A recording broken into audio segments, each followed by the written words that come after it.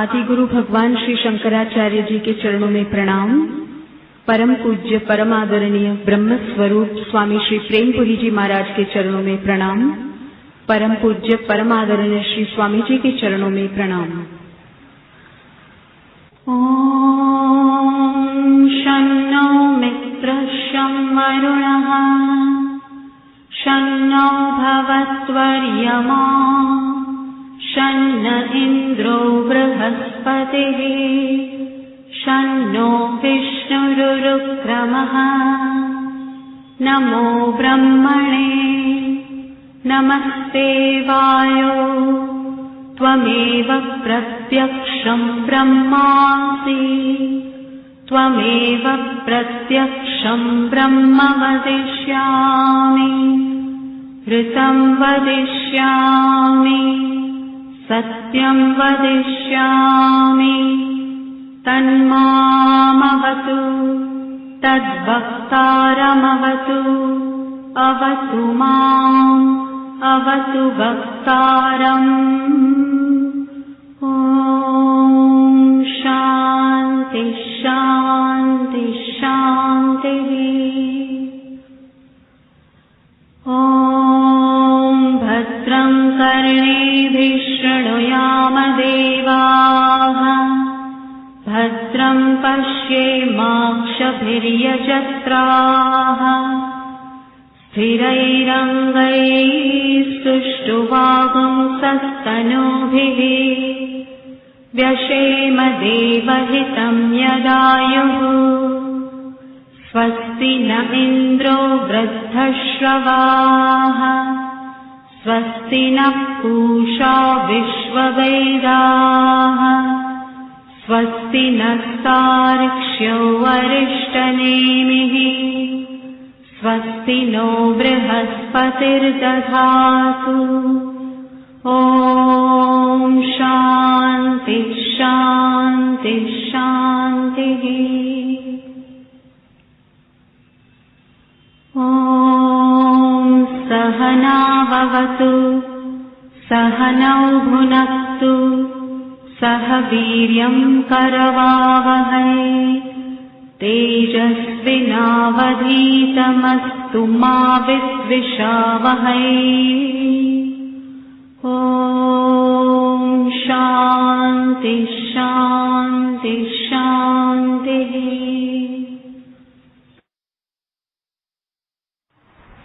कथायां पीयूषं प्रवचनकलायां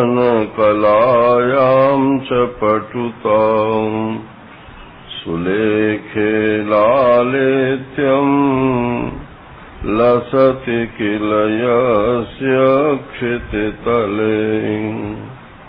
स्मरामि प्रातस्तं भवजलधिभीतैकशरणम् अखण्डानन्दं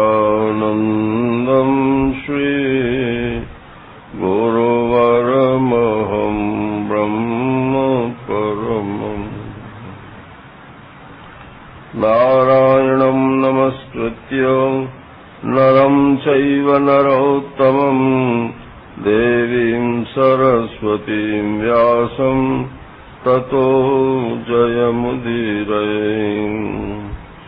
शङ्करं शङ्कराचार्यं केशवं बादरायणं सूत्रभाष्यकृतौ वन्दे भगवन्तौ पुनः पुनः। ईश्वरो गुरुरात्मेति मूर्तिभेदविभागिने व्योमवद्व्याप्तदेहाय दक्षिणामूर्तये नमः। कृष्णाय वासुदेवाय हरये परमात्मने प्रणतक्लेशनाशाय गोविन्दाय नमो नमः। गोविन्दाय नमो नमः। ॐ नारायण नारायण नारायण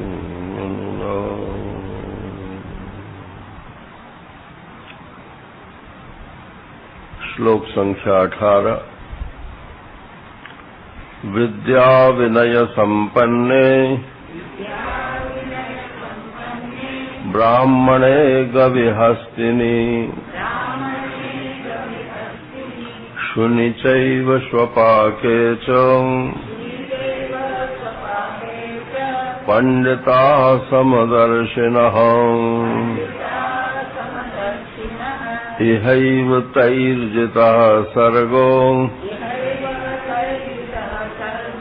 येषां साम्ये स्थितं मनः निर्दोषं हि समं ब्रह्म तस्माद् ब्रह्मणि ते स्थिताः न प्रहर्ष्येत् प्रियं प्राप्य नोद्विजेत् प्राप्य च प्रियम् स्थिरबुद्धिरसम्मूढो ब्रह्मविद् ब्रह्मणि स्थितः बाह्यस्पर्शेष्वसक्तात्मा विन्दत्यात्मनि यत्सुखम् स ब्रह्मयोगयुक्तात्मा सुखम् अक्षयमश्नुते। ये हि संस्पर्शजा भोगा दुःखयोनय एव ते आद्यन्तवन्तः कौन्तेय न तेषु रमते बुधः। हरिः ओम्।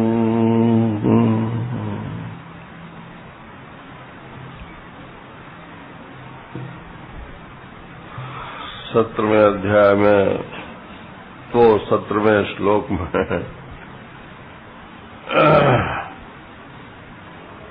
अपनी बुद्धि को ब्रह्म के आकार में परिणत करते रहना चाहिए। तो चाहिए ये साधक के लिए है और वो ब्रह्म के आकार में परिणत होती ही रहती है। ये सिद्ध की बात है, उसमें चाहिए वाली कोई बात नहीं है, वो तो फल है। इसका क्या परिणाम होगा कि तदात्मानः, अब ये जो आत्मदेव है बस यही मैं हूँ। शास्त्र में जो आत्मा, ब्रह्म, परमात्मा इन नामों से वर्णन मिलता है वो कहीं दूसरे जगह नहीं है, वो यही है, मैं आत्मा ही हूँ और मैं ही वो ब्रह्म हूँ जिसका वर्णन शास्त्रों में मिलता है। ये दोनों तरफ से बात होती है तब ये तन्निष्ठा होती है।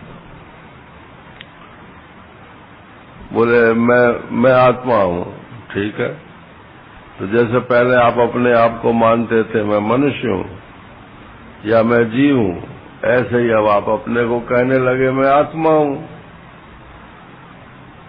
तो बोले नहीं, मैं आत्मा हूँ और शास्त्र में जिसको आत्मा कहा है वो और कोई पदार्थ नहीं है, वो मैं नाम से प्रसिद्ध जो ये पदार्थ है यही है। तो मैं आत्मा हूँ और आत्मा मैं हूँ। तो क्या होगा फिर कि अब जो ललक थी कि हमसे अन्य कहीं कोई चीज है, आत्मा ब्रह्म, उसको प्राप्त करना चाहिए, ये ललक जो थी, जो व्याकुलता थी इसके लिए, वो समाप्त हो जाएगी। तन्निष्ठ हो गए और तत्परायणः अब जीवन जो है वो बस उसी में घुल मिल जाना है। जीवन की अलग व्याख्या ब्रह्मज्ञानी के लिए नहीं होती है। बोले हम ज्ञान तो हमको हो गया, लेकिन जीवन तो ऐसे ही चलेगा जैसे चलता रहा है, तो नारायण अभी तत्परायण नहीं हुए। बोले इसका क्या फल होगा कि गच्छन्ति अपुनरावृत्तिम। अपुनरावृत्ति माने फिर जब आना जाना नहीं होता, ऐसी जो मोक्ष जिसको बोलते हैं वो उसको प्राप्त हो जाता है। तो वही अभी तो हम मरे नहीं है और हमको मान लो ज्ञान हो गया, तो ये कैसे मालूम पड़े कि हम आगे हमारा जन्म नहीं होगा। कभी इस बात पर ख्याल न किया हो तो करना। ज्ञान तो होता है जीवन काल में और मोक्ष होगा मरने के बाद, तो हमें ये कैसे मालूम पड़े कि हमारा आगे अब जो है पुनर्जन्म नहीं होगा, हम कोई शरीर धारण नहीं करेंगे। तो असल में यहाँ जो लक्षण दिया है ना, वो बस अपुनरावृत्तिम है। अपुनरावृत्तिम का मतलब है कि जो हम 50 बार अपने को कभी शरीर मानते थे, कभी पुरुष मानते थे, कभी स्त्री मानते थे, कभी संबंध ही मानते थे, कभी धनी गरीब मानते थे, कभी कुछ मानते थे, और सुखी दुखी रोगी इत्यादि सब ये मानते थे ना। जितनी बार आप वृत्ति परिवर्तन करते हो उतनी बार आपका जन्म होता है। तो अगर आपकी ये समस्या हल हो गई जीते जी, तो निश्चित रूप से आगे आपका कोई अब जन्म नहीं होने वाला। किस लिए होगा? जब हमें कोई अभिमान धारण ही नहीं करना है, जब हमें कुछ प्राप्त करके अपने में बड़प्पन नहीं लाना है, न कर्मणा वर्धते नो कनियान। श्रुति ने कहा कि वो कर्म करने से कोई बड़ा नहीं हो जाता और कर्म न करने से वो कोई छोटा नहीं हो जाता। अजी हमारा जीवन तो ऐसे ही बेकार गया, हमने तो कुछ किया ही नहीं। तो बहुत अच्छा हुआ नहीं किया, एक अभिमान से तो बच गए। आत्मा जो है वो कर्म करने से बड़ा नहीं होता और कर्म ना करने से छोटा नहीं होता। जो हुआ सो बहुत अच्छा हुआ, जो आगे होगा सो बहुत अच्छा होगा, और जो चल रहा है वो तो बहुत बहुत बहुत अच्छा है ही। जब ऐसी स्थिति आपकी मन की हो जाए तो समझ लो कि गच्छन्ति अपुनरावृत्तिम। वरना तो कल्पना ही रहती है कि वो तो ठीक है कि हाँ हमको ज्ञान तो हो गया है, लेकिन कहीं ऐसा ना हो कि कोड़ में खाज कुछ निकल ही आवे और फिर ये संशय बना रहेगा अगर मरने के बाद की मोक्ष को आप स्वीकार करोगे। वो हो जाएगी अपने आप, वो तो बात दूसरी है, लेकिन जीते जी ही आपको मोक्ष का अनुभव करना है। इसीलिए इसको अपुनरावृत्तिम लक्षणा मोक्ष कहते हैं। और गच्छन्ति माने जाते हैं, ये कल बताई दिया था, ऐसा नहीं, बस जान गए नारायण, आत्मा का जन्म होता ही नहीं है, इस समय भी नहीं हुआ। ये नहीं कि अभी तो हमारा जन्म हुआ है आगे नहीं होगा, ऐसा नहीं नारायण। वो तो अभी भी नहीं हुआ और आगे भी नहीं होगा। फिर ये किसका जन्म हुआ है? तो बोले वो लल्लू और चल्लू और जो माता पिता नाम ले लेके बोलते थे, उनसे पूछो किसका हुआ है। हमारा नहीं हुआ है नारायण। जब आप अपने को पहचान गए तो आपका जन्म नहीं हुआ। ये जो संतान का मोह है ना, ये भी अपने ही जन्म से रिलेटेड है। कितनी खुशी होती है संतान की उत्पत्ति में। तो बोले कि ये जो खुशी होती है बस समझ लो कि ये बंधन की शुरुआत है। यहीं से मोह चालू होगा, और चाहे तुम बेटी का ब्याह कर दो, चाहे बेटा के बेटा हो जाए, उनका भी ब्याह कर दो, नारायण, फिकर उन्हीं की लगी रहेगी। तो हमारी उत्पत्ति नहीं हुई और किसी की भी उत्पत्ति नहीं हुई। मांडुक्य कारिका इस संबंध में जो जितना मनन करेगा उसको उतना ही ये जन्म और मरण से मुक्ति का लाभ होगा। ये कोई सहज ग्रंथ नहीं है। मांडुक्य कारिका जो है अजातवाद का सर्वोत्तम ग्रंथ है। तो वो किसी महापुरुष से पढ़ना चाहिए, सुनना चाहिए, और नहीं तो अपने महाराज श्री का जो मांडुक्य प्रवचन है 4 भागों में, कम से कम एक बार उनका मनन तो कर लेना चाहिए। मैंने एक सज्जन से पूछा, मैंने कहा आप किस पे प्रवचन कर रहे हैं? बोले मांडुक्य पर कर रहा हूं। तो महाराज श्री का ग्रंथ देखा आपने, मांडुक्य प्रवचन? बोले उसके अनुसार हम देखें तो फिर तो हम झगड़े में पड़ जाते हैं। तो हमें तो प्रवचन में सीधी सीधी बात बोलनी है, इसलिए हम इस चक्कर में नहीं पड़ते। तो प्रवचन के लिए मांडुक्य नहीं पढ़ना है नारायण, अपने मोक्ष के लिए मांडुक्य पढ़ना है। उसमें तो आपको एक एक कारिका के ऊपर विचार करना पड़ेगा, और महाराज श्री ने जो विचार किया है वो तो है ही है। वो तो मैंने एक आपको बात बता दी, यहाँ अवेलेबल है इसलिए। और ये माउंट आबू वाले जो स्वामी महेशानंद गिरी जी महाराज हैं, उन्होंने भी, उनके भी प्रवचन प्रकाशित हैं, वो भी बेजोड़ प्रवचन है नारायण। तो उनको आप जितना आत्मसात कर लोगे उतना ही ब्रह्म ज्ञान हो जाएगा। होता तो श्रवण से है, परंतु श्रवण के लिए भी ग्रंथों की तो अनिवार्यता है ही है। अब देखिए, एक तो है ब्रह्म ज्ञान, 16वें श्लोक में बताया ब्रह्म ज्ञान, प्रकाशयति तत्परम, इसको बोलते हैं ब्रह्म ज्ञान। और 17वें अध्याय में बताया रहनी, ब्रह्म ज्ञान के पश्चात की रहनी, तद्बुद्धयस्तदात्मानस तन्निष्ठास तत्पराय। अब 18वें में बताते हैं उस ब्रह्म ज्ञानी की दृष्टि, व्यवहार में दृष्टि कैसी रहती है। माने जो कल चश्मे की बात कही थी कि जैसा चश्मा आप लगा लेते हो बस वैसा ही दिखता है।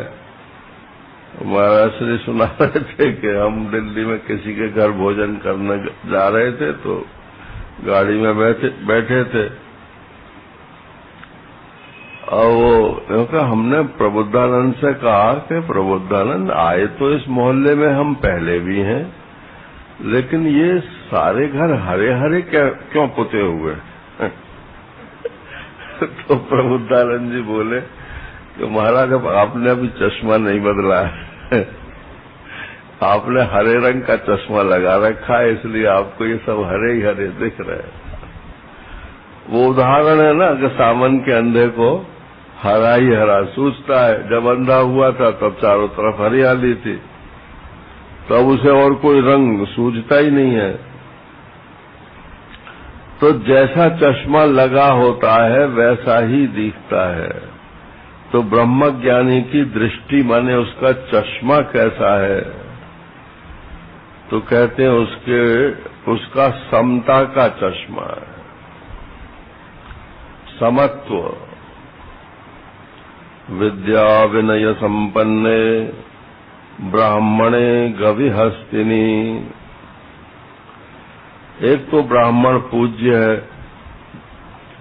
या भाष्यकार ने ब्राह्मण शब्द की जो व्याख्या की है वो देखने लायक है। तो बोले कि ब्रह्म माने होता है वेद। ब्राह्मण हो पूज्य विप्र जो वेद विहीना। जहां पूजा का सवाल हो वहां फिर ये नहीं देखना चाहिए कि ये ब्राह्मण जो है इसने वेद पढ़ा है कि नहीं पढ़ा है, वो जाति से है। और सोचिए विप्र जो वेद विहीना। और ब्राह्मण शरीर धारण करके यदि कोई वेद नहीं पढ़ता है तो वो ब्राह्मण शोच्य है, उसका शोक करना चाहिए। माने उसका ब्राह्मणत्व सिद्ध ही तब होता है जब वो वेद का स्वाध्याय मनन करे। तो कहते हैं कि विद्या माने वेद विद्या। तो वेद विद्या में शब्द विद्या भी है और अर्थ विद्या भी है। तो कुछ ब्राह्मण तो केवल शब्द को ही पकड़ करके उसी की रक्षा करते हैं, सारे वेद उनको रटे रहते हैं और रटते ही रहते हैं वो लोग, वो भी वेद की रक्षा कर रहे हैं।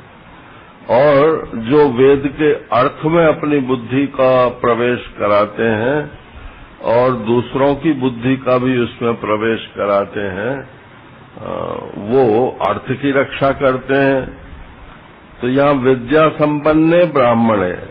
एक कोई ब्राह्मण हो और विद्या से संपन्न हो, चाहे वो शब्द विद्या हो उसकी और चाहे उसकी वो अर्थ विद्या हो, और दोनों हो तो फिर तो कोई कमाल की बात है नारायण। और वेद पढ़ करके अभिमान न आवे ऐसा बड़ा मुश्किल है। कोई ज्ञान का अभिमान जो है ये बहुत जल्दी हो जाता है और जाता भी बड़ी मुश्किल से है। तो इसलिए कहा कि विनय, लेकिन यह विनय का भाष्यकार ने अर्थ किया उपशमः।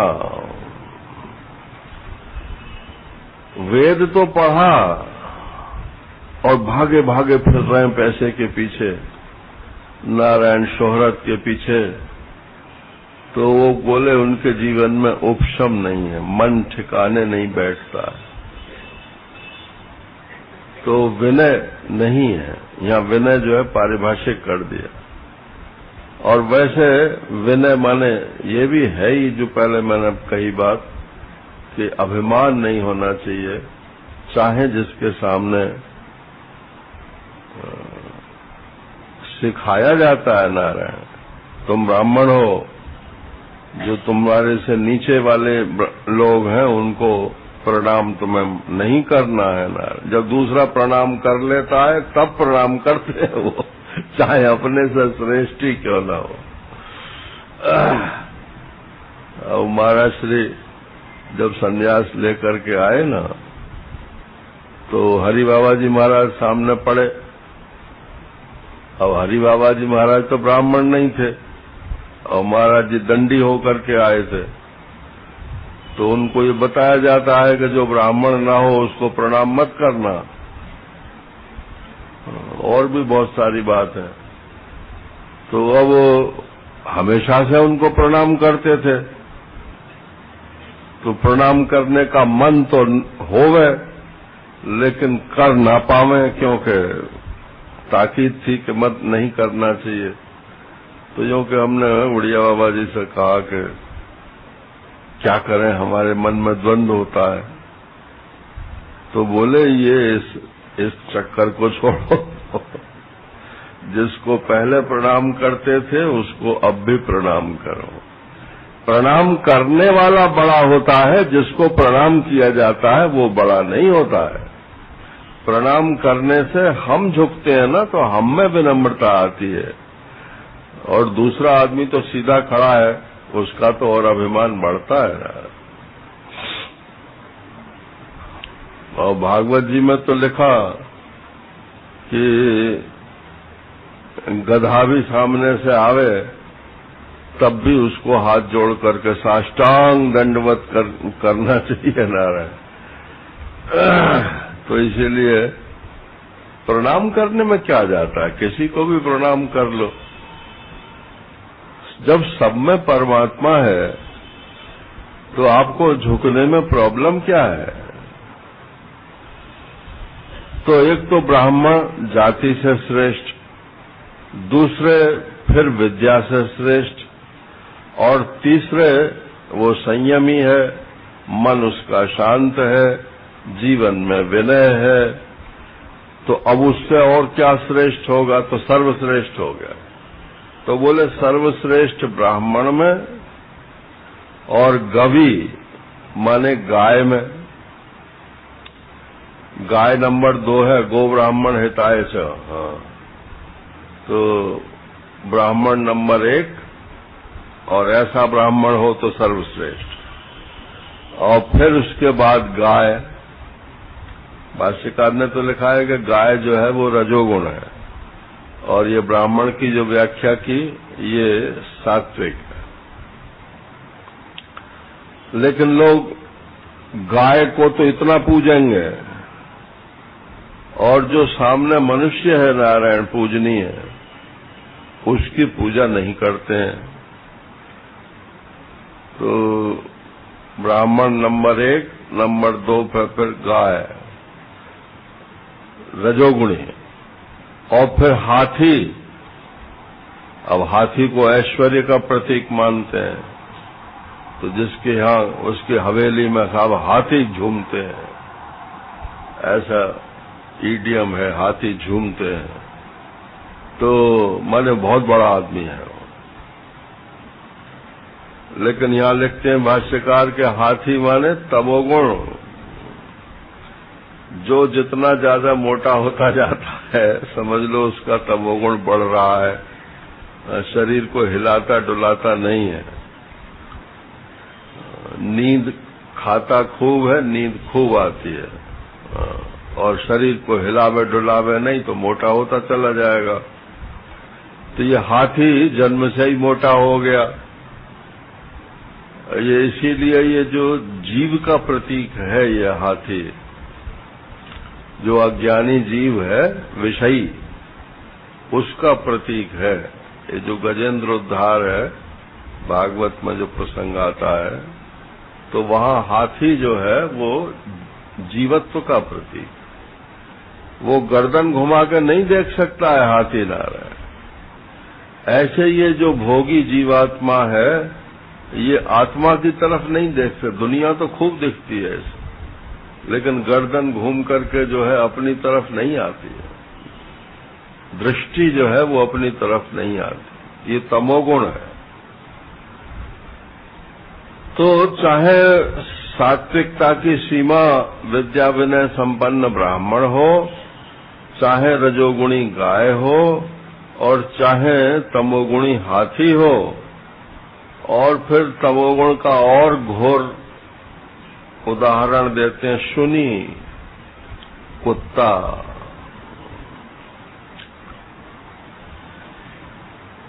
इसको वैसे गृह पशु बोलते हैं।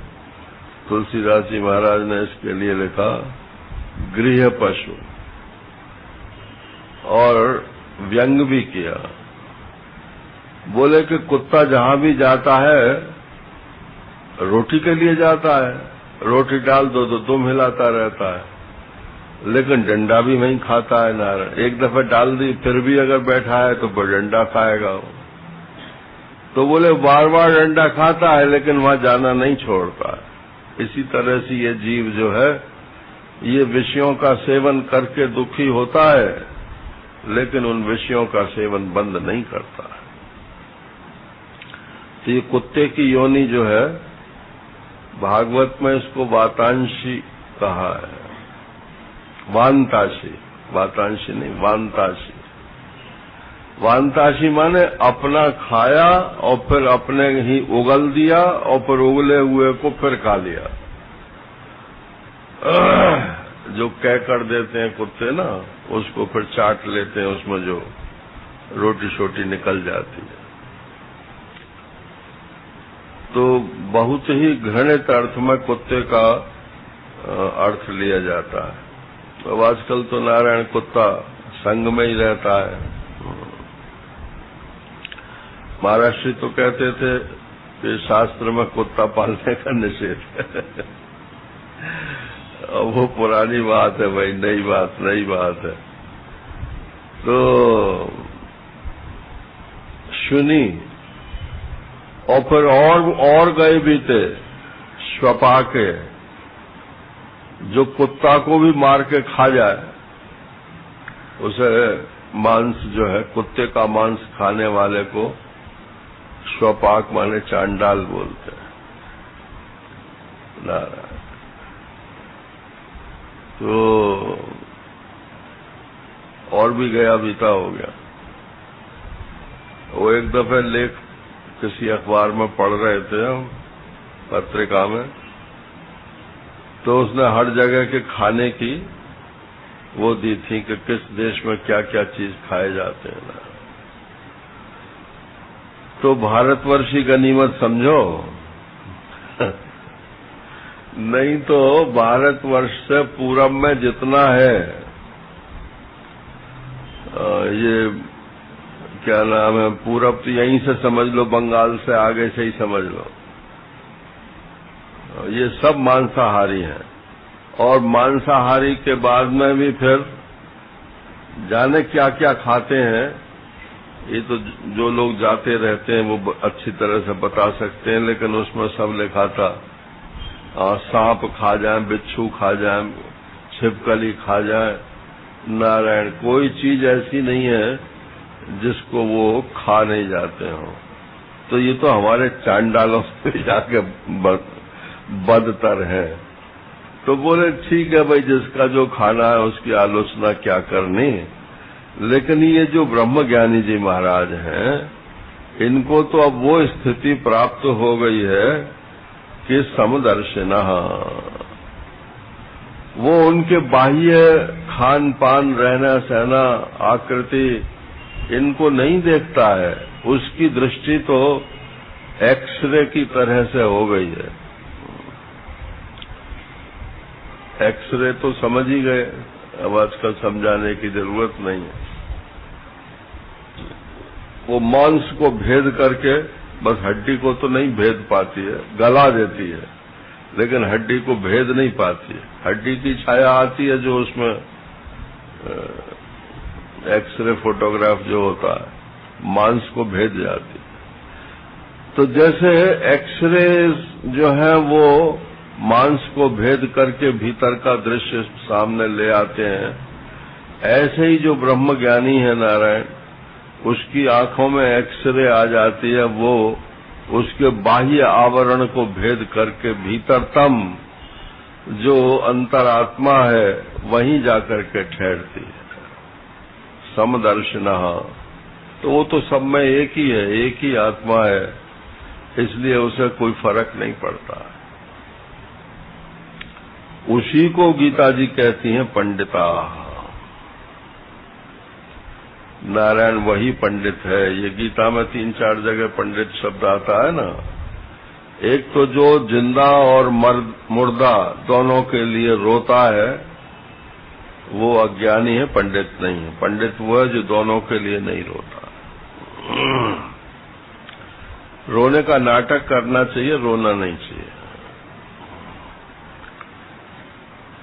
क्योंकि अगर आप किसी के यहाँ मुर्दमी हो जाए और जाकर थोड़ा गला भारी ना करो, थोड़े आंसू ना निकालो, तो दूसरा सोचता है इसको तो कोई गम ही नहीं है। तो आप नाटक तो कर सकते हो, लेकिन वास्तव में कोई दूसरे के लिए दुखी नहीं होता।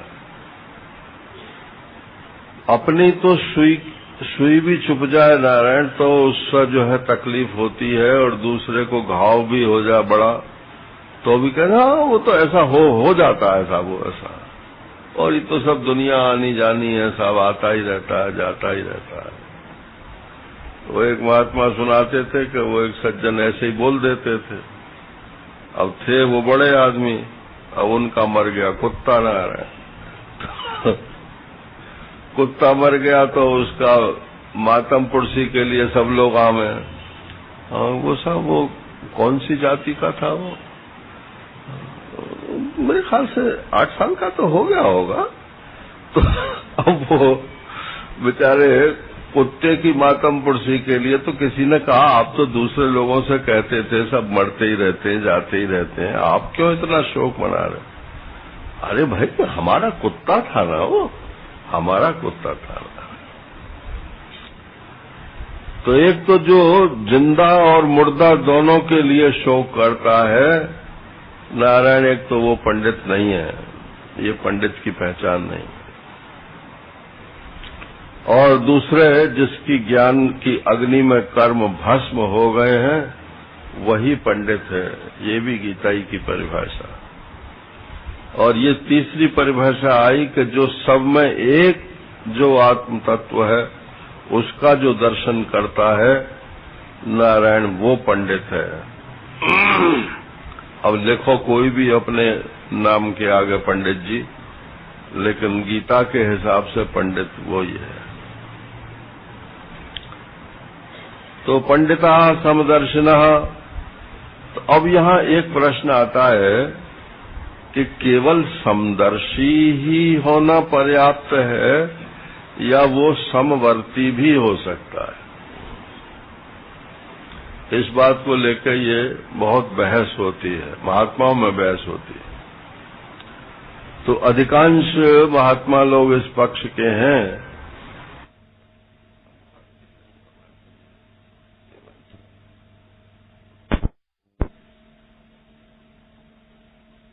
वैसा ही बर्ताव करे, लेकिन ये गीता जी को तो स्वीकार्य नहीं है और भाष्यकार को भी स्वीकार्य नहीं है। समदर्शिनः, समदर्शी तो है। अब आगे भाष्य में ही ये प्रश्न उठाते हैं कि जब समदृष्टि की अति हो जाती है तो व्यवहार जो है उसका उलट जाता है। देखो आपको तो सत्संगी सब लोग हैं, ज्ञान की भूमिकाएं हैं ना, तो जो शुभेच्छा विचारणा तनुमानसा सत्वापत्ति, अब सत्वापत्ति तक तो ज्ञान हो गया। अब असंग शक्ति पांचवी भूमिका जो है उसमें तो असंग रहता है, व्यवहार जिसके साथ जैसा करना होता है करता है। लेकिन ये जो छठी भूमिका है इसमें व्यवहार अंड-बंड होना शुरू हो जाता है, और वो भी न हो तो भी अतिरेक में व्यवहार ऐसा हो जाता है। और कभी कभी महात्मा लोग जानबूझ के भी करते हैं, क्योंकि आगे भाष्यकार ये प्रश्न उठाते हैं कि ये क्या परिभाषा की तब भगवान कृष्ण ने दे दी, उसको तो पाप लगेगा अगर वो सबके साथ समान बर्ताव करेगा, उसका तो दिया हुआ भोजन भी नहीं खाना चाहिए, यही लिखा है इसमें। और गौतम स्मृति का वचन दिया है, समा समाभ्याम विषम समय पूजाता। मान लो दो एक से ही महात्मा हो और एक की आप ज्यादा पूजा करो और एक की कम पूजा करो तो पूजा करने वाले को दोष होता है। और मान लो एक अच्छा महात्मा है और एक ऐसे ही है, तो उनको यदि आप बराबर की पूजा करते हैं तो उसमें भी दोष लगता है। तो कहते हैं कि ये तो फिर ब्रह्मज्ञानी को दोष जरूर लगेगा, क्योंकि जिसकी समदृष्टि हो जाएगी वो किसी न किसी कक्षा में जाकर के समवर्ती भी हो ही जाता है, उसके लिए कुछ भी अछूत नहीं रहता है।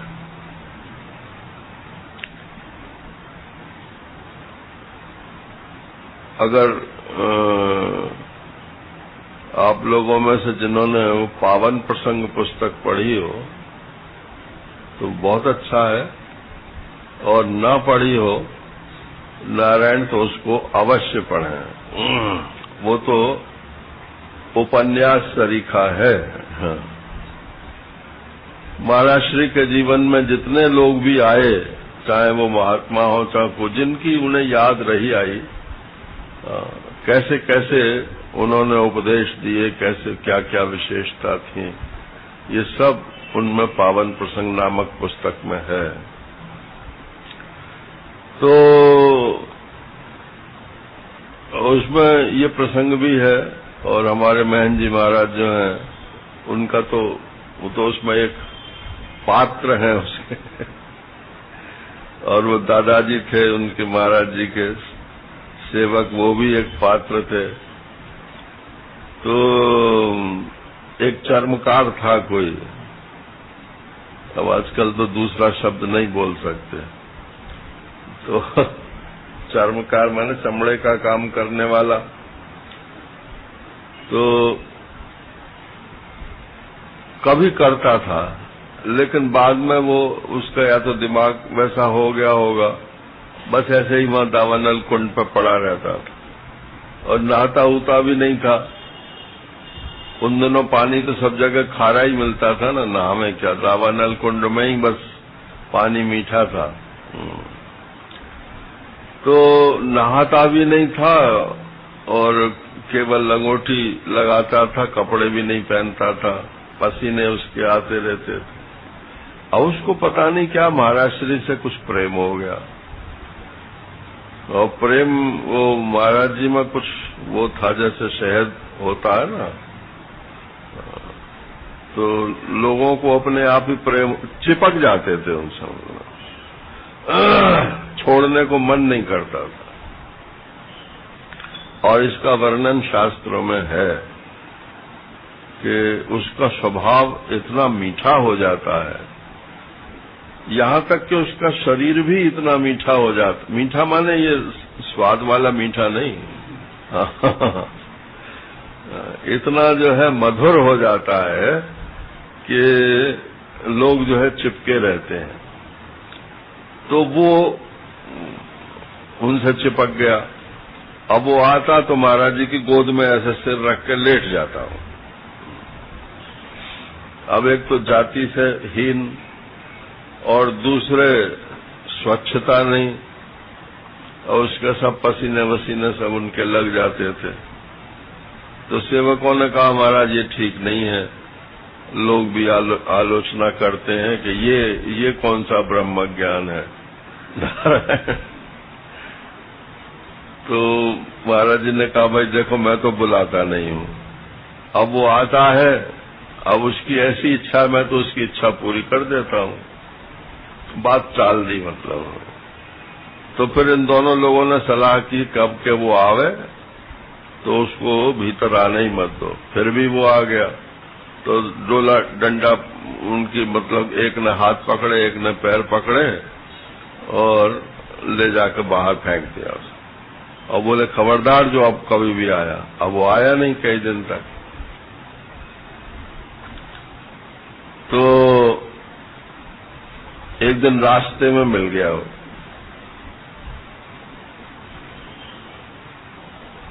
पैर वैर छुए उसने। तुम महाराज जी ने कहा कि तुम आते क्यों नहीं हो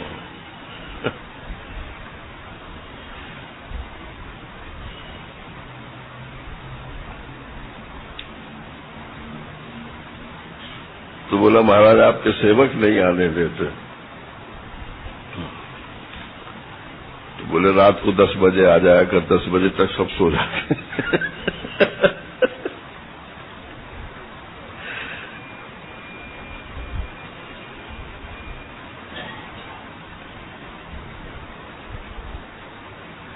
पंडिता समदर्शना, वो कब तक बचेगा, कभी न कभी समवर्ती हो ही जाता है। वो तो प्रसिद्ध है नामदेव की के कुत्ते के पीछे घी लेके भागे, महाराज रोटी चुपड़ी नहीं है। तो वो सब बात ठीक है, लेकिन सबको नहीं होता है एक तो, और सबको जानबूझ के करना भी नहीं चाहिए, और दूसरे होता है तो उसको कोई रोक भी नहीं सकता है। तो ये प्रश्न उठाते हैं कि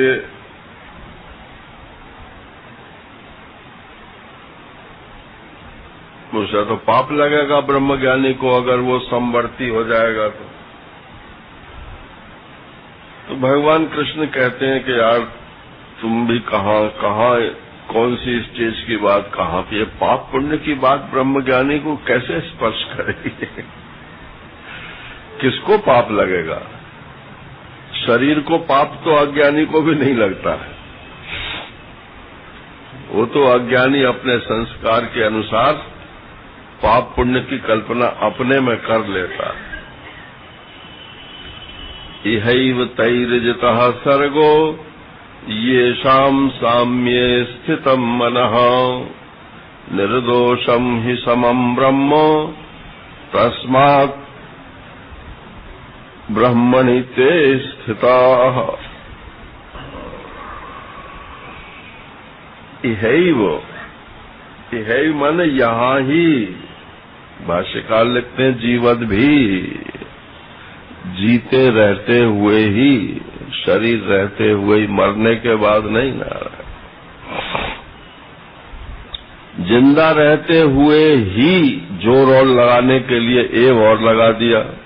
इह माने इसी जीवन में, और एव माने हे ही, इसी जीवन में ही तई उन ब्रह्मज्ञानी समदर्शियों के द्वारा जिता सर्गः, ये जन्म जो है ये जीत लिया गया है। जन्म माने जो पहले ना हो और बाद में हो, माने काल की दृष्टि से जन्म बोलते हैं। जिसका पहले अभाव हो और पीछे भाव हो जाए उसको बोलते हैं इसका जन्म हुआ।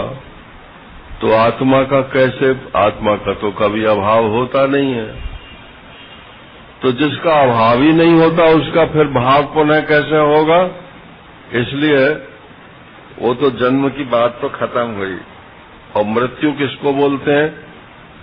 कि भाव इस समय हो और बाद में अभाव हो जाए, उसको मृत्यु बोलते हैं। तो आत्मा है तो वो क्या पीछे मर जाएगी? तो वो फिर आत्मा ही नहीं होगा। तो जो पहले भी था, अब भी है, आगे भी रहेगा, और जो एक रस स्वभाव रहता है उसको ही तो आत्मा बोलते हैं। तो उन्होंने तो जन्म और जन्म के जो दोष हैं वो सब के सब नारायण जीत लिए गए। यहाँ मधुसूदन सरस्वती जी महाराज कहते हैं, इन्होंने तो लिख दिया है सर्गो जन्मा, बस इतना ही लिख दिया है। भविष्य देह संबंधा, ये मधुसूदन जी बोलते हैं कि आगे उसका जन्म नहीं होगा, ये उसने जन्म जीत लिया है।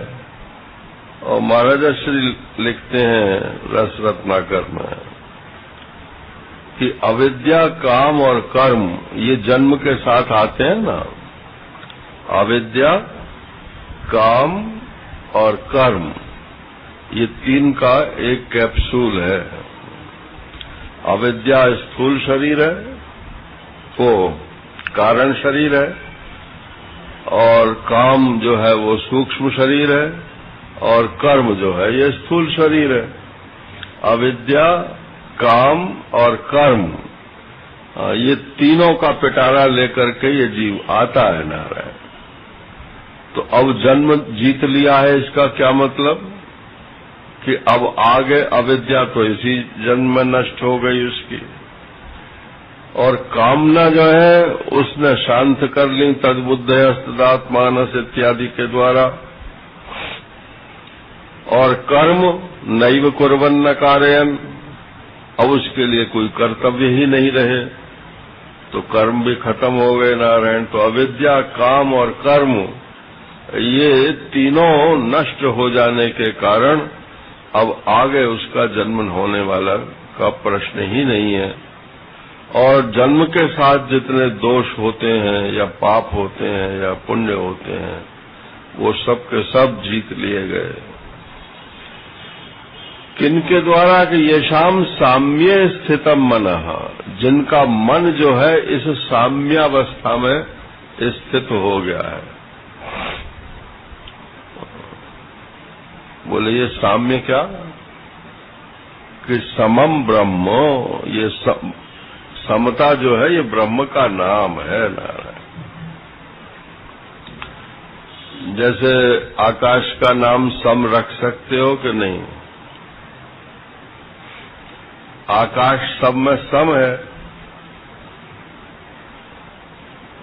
तो आकाश का एक नाम सम हो सकता है, लेकिन उसका पहले अभाव था, क्योंकि आकाश की उत्पत्ति शास्त्र कहता है। तो पहले अभाव था, फिर भाव हुआ, इसलिए वो आत्मा की कोटि में नहीं है, सम होने पर भी। और ये जो आत्मदेव हैं, इनकी तो कोटि ही अलग है, सबसे विलक्षण है। ये सम भी है और नारायण, इनका कभी अभाव और भाव ये विरोधी, एक दूसरे से विरोधी बातें नहीं होती। इसलिए निर्दोषम, उसमें कोई दोष की कल्पना ही नहीं हो सकती है। तस्मात् ब्रह्मणि ते स्थिता, तस्मात् माने इसलिए वे तो हमेशा ब्रह्म में ही स्थित रहते हैं। अब तुम्हें अगर पाप पुण्य की परिभाषा चिपकानी है तो ब्रह्म में चिपकाओ नारायण। है तुम्हारी हिम्मत ब्रह्म को पापी पुण्यात्मा बनाने के?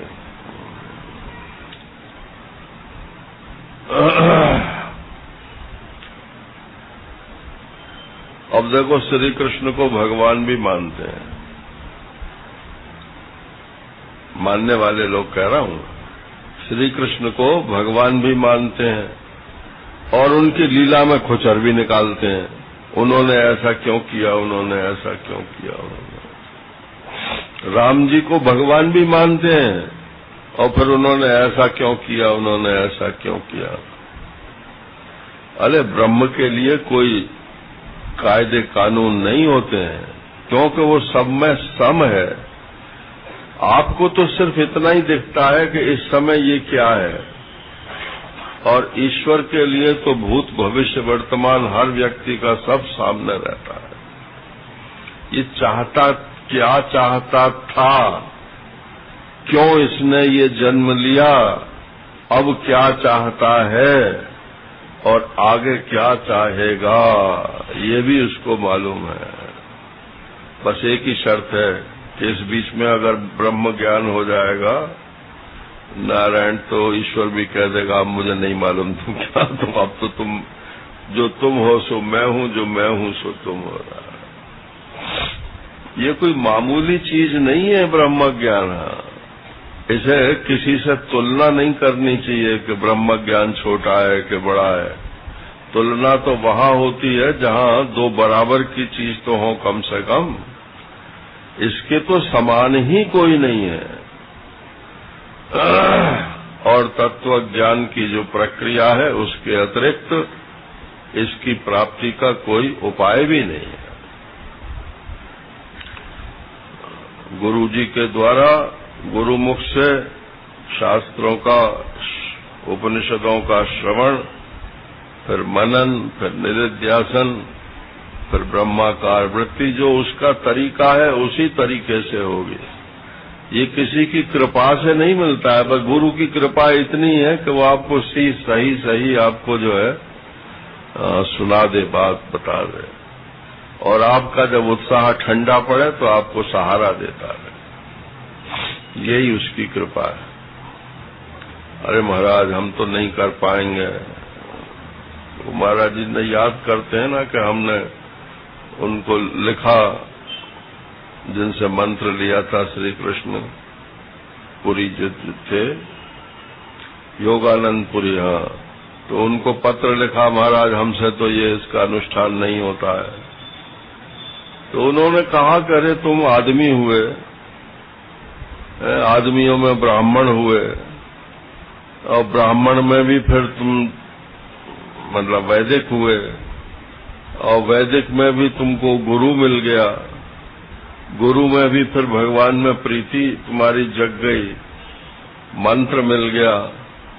अब तुम कहते हो कि मेरे से नहीं होता है, तो तुम नहीं करोगे तो क्या ये गाय भैंस करेंगी इस मंत्र के अनुष्ठान को? ये भी संस्मरण उसमें है पावन प्रसंग में। उसे जरूर पढ़ना चाहिए। नारायण।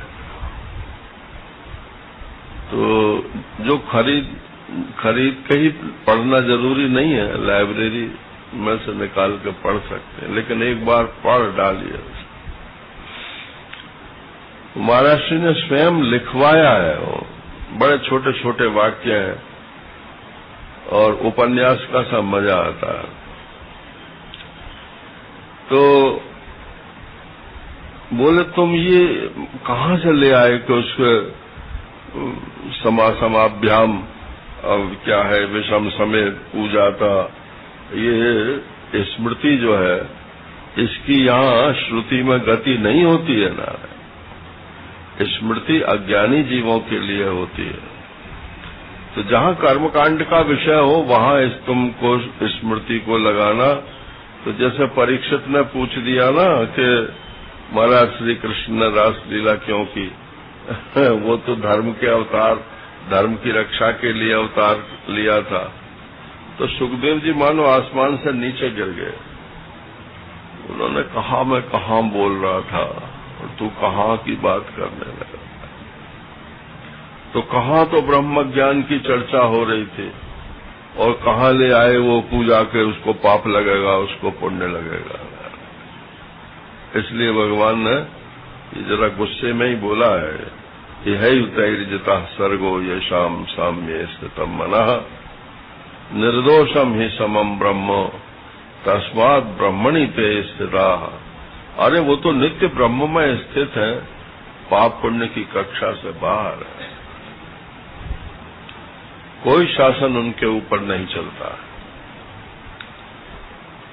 हरि ओम पूर्णमदः पूर्णमिदं पूर्णात् पूर्णमुदच्यते पूर्णस्य पूर्णमादाय पूर्णमेवावशिष्यते। ओम शांति शांति शांति। हरि ओम।